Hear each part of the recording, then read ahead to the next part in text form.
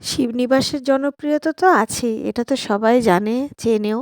কিন্তু ঠিক শিবনিবাসের মন্দিরের উল্টো দিকেই রয়েছে রাম মন্দির।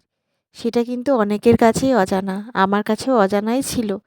কিন্তু সেখানে সেদিন শিবনিবাস ঘুরতে গিয়ে দেখলাম এখানে রাম অবস্থান করেছে জগন্নাথ রূপে। রামের মূর্তিটা দেখুন, কালো পাথরে তৈরি, পুরো জগন্নাথ দেবের মতো, এবং পাশেই রয়েছেন মা সীতা। আমরা পুজো দিয়ে ওখান থেকে চরণামৃত নিয়ে খেলাম। এই চরণামৃতর সুগন্ধ এবং স্বাদ সত্যিই আলাদা। ওখান থেকে টিকা নিয়ে আমরা পড়লাম। আর এখানে দেখো গোপালের সমাহার, আর এখানে ছোট বড় মাঝারি বিভিন্ন রকম গোপালের সমাহার। আর এখানে একটি বড় পাথরও রয়েছে যেটি শিব হিসাবেই পূজিত হয়, শিবলিঙ্গ হিসাবেই পূজিত হয়। আর এখানে আমার মা শিবলিঙ্গের ওপরে আকন্দের মালাটা ঠিক করে পরিয়ে দিচ্ছে। আর এই মূর্তিটা দেখেছো, পাথরের ওপর খোদাই করা।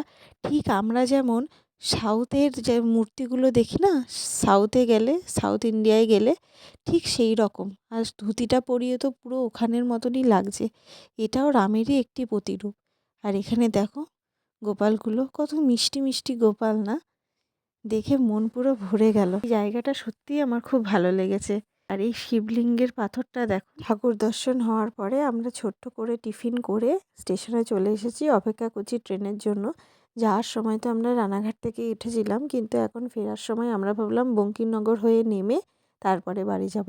আসলে আমাদের বাড়ি থেকে বঙ্কিমনগর, রানাঘাট, কালীনারায়ণপুর 3টে স্টেশনই অ্যাক্সেস করা যায়।